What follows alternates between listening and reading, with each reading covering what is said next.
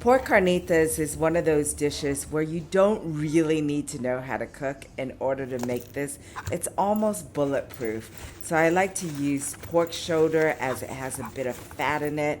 To make the rub, I use kosher salt, black pepper, dried oregano, cumin, and olive oil. It's nice to use oil in your marinade with meat because it keeps the meat nice and moist. And it locks in the flavor of all the seasoning. Rub it all over in every crevice of the pork shoulder. Put it in a slow cooker with the fat side up. Prepare the rest of your ingredients by chopping your onions. You can do a rough chop for this only because it's going to be simmering in the slow cooker.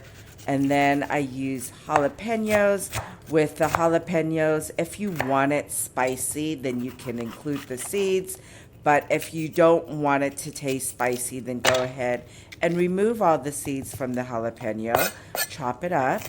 And chop your garlic. And when cooking meat, you always want to have an element of acidity to it. So in this case, I'm adding orange juice and lime juice. It helps tenderize the meat. And I'm also adding orange zest, so it gives it a nice brightness to the flavor.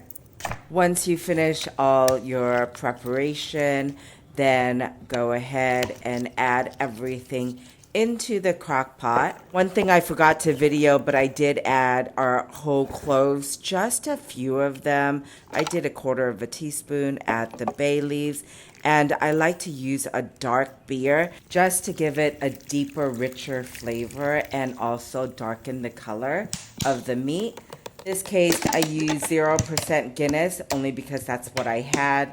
But you can use any dark regular beer. Set your slow cooker on low for 8 hours. If you don't have time, then choose high and cook it for 6 hours.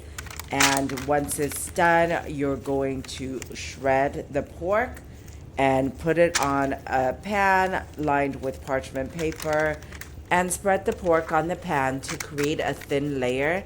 Then set it aside and you're going to cook down the juice of the pork for 30 minutes and strain it.